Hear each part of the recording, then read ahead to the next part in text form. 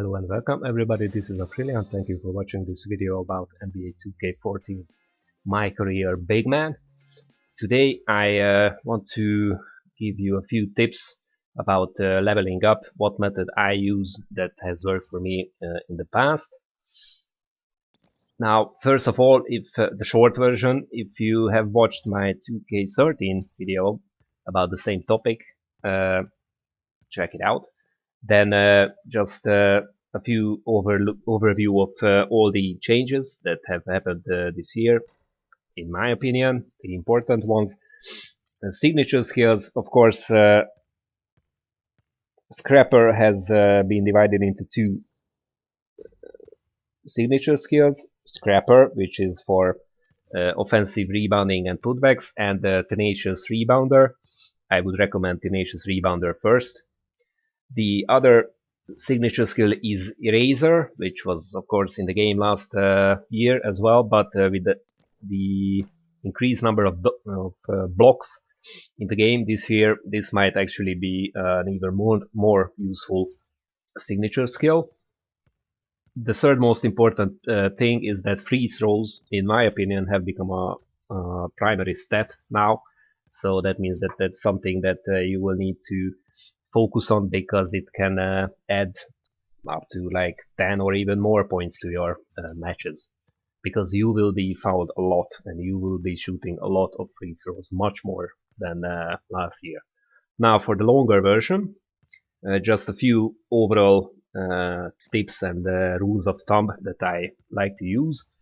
First of all, advise you to level everything to 80 with a few exceptions, and then stop because of a few reasons. First of all, this has worked for me last year.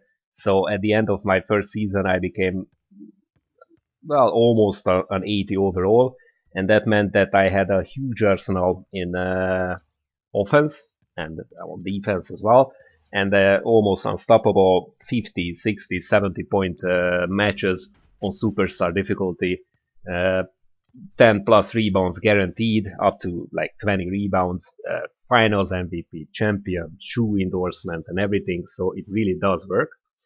The other thing is that, or the other reason is that with the improved defense this year, you cannot become an unstoppable specialist of, for example, dunks.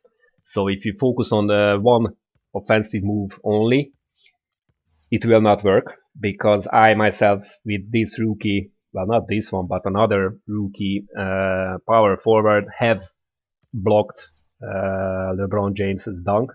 So nobody is unstoppable in the game, and if you don't spread your skill points and build an overall arsenal of offense, then you will find out that it doesn't work as soon as the playoffs start, if not sooner, and then it will be too late. So it's better to have an 80-ish overall player than to have a 99 specialist of something and then suddenly realize that it doesn't work in the playoffs against a certain team. And also, if you check my StatCap spreadsheet and previous videos about it, you will see that, for example, in the case of an athletic power forward, the stats needed, or the total amount of skill points needed for an 80 overall, meaning that increasing all the stats, including speed and including emotion, to 80 overall requires about 60,000 points, and increasing everything to 90 requires an additional like 60 something thousand points. So the last 10 points actually cost more than reaching an 80 overall.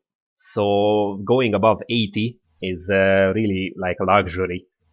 In most cases, they only make sense in the case of a few crucial core abilities like stamina and vertical and shot in traffic maybe, but otherwise these 80 plus skill levels are only for fighting fatigue or unlocking like dunk animations, or unlocking, more importantly, signature skills.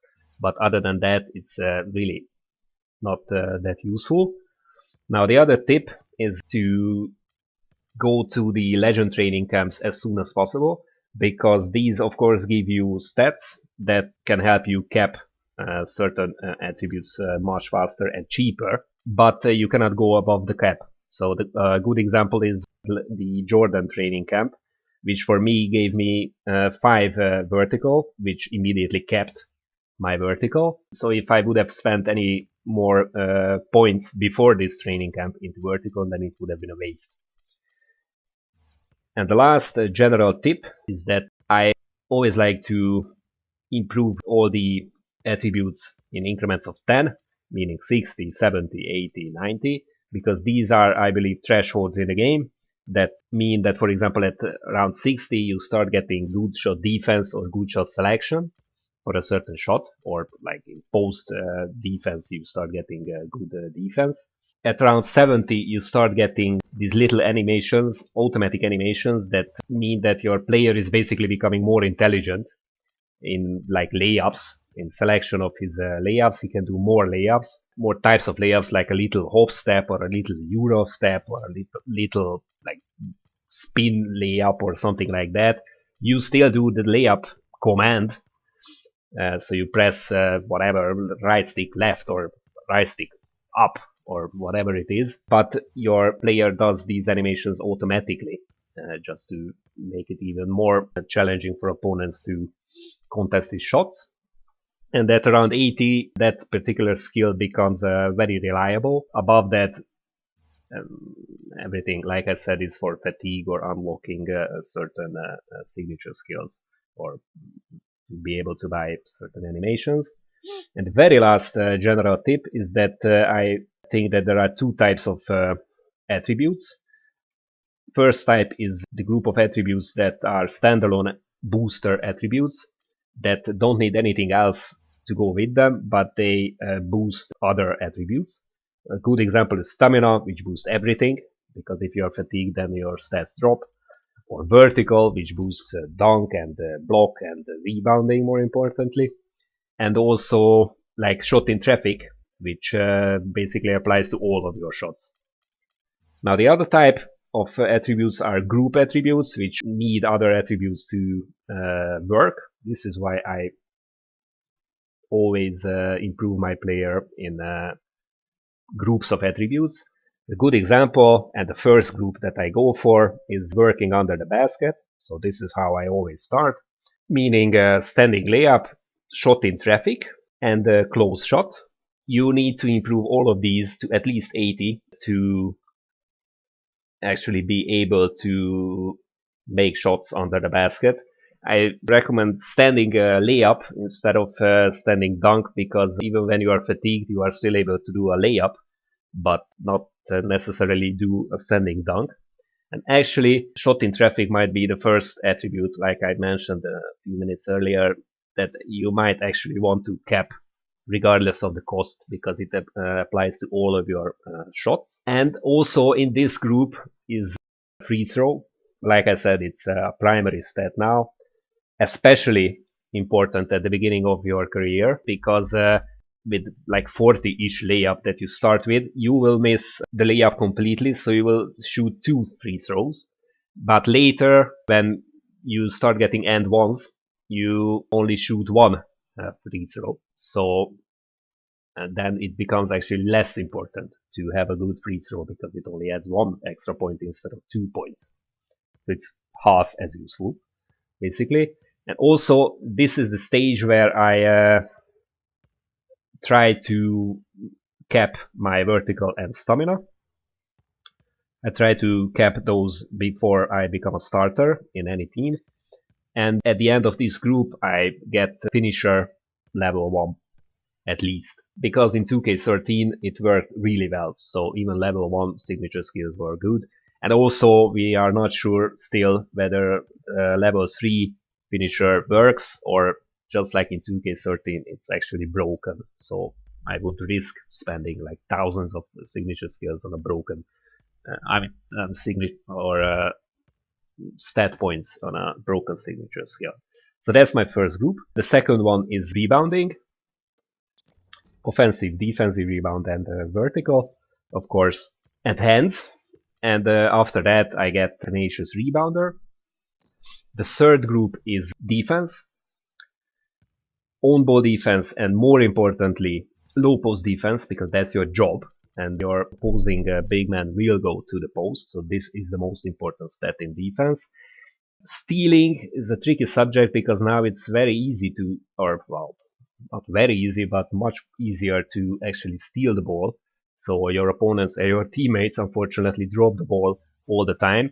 So if you like to take the risk, then it might be useful, but you will still get a lot of reaching fouls, so I wouldn't really go for steal. And block, I would leave this to the last in the defense group, because with your starting block rating, you will already get like 5 blocks in a match, in a good match, but 2-3 blocks are very common. So you don't really need to improve it to get more blocks, you only need it to improve it to get eraser, because with eraser you get 5 stamina for your whole team every time you do a block, so it's actually like a team boost. And that's the only aspect of it that I find useful in eraser, because like I said, like you will find, you get a lot of blocks anyway. And the last group is, of course, all the other offensive moves in order of importance. Low post offense. This is my personal taste, so you might want to change the order of importance for them.